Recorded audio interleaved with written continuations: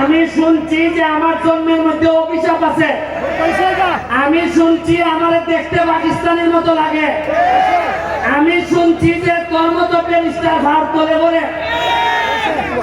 এরপরও আমি শুনছি যে আমি ইউটিউবার, ফেসবুক করি।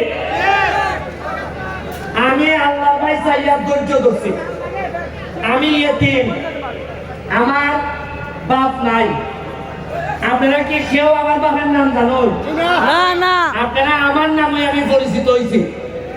আমি কোন সাবের ছেলে না। আমি আপনার মতো জায়গার থেকে একবারে Trinamool DCP high school Sonarghat থেকে উঠতে আমি আজকে ব্যারিস্টার হয়েছি।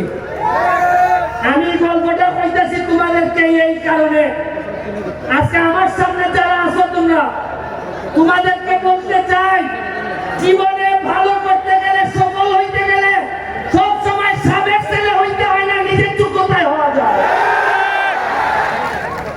তোমরা ভাবতে পারো যে আমি ধর্মঘট, আমি কি পারবো?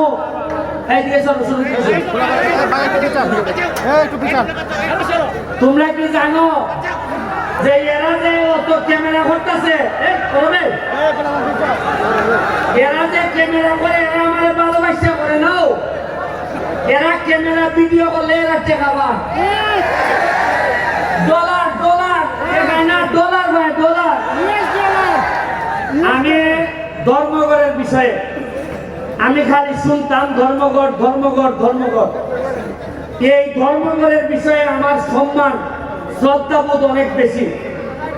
কিন্তু আমি এখানে এমপি হয়ে আসার আগে এইখানে কিছু মানুষ দ্বারা অধর্ম হয়েছে আমি জানি ভালো করে।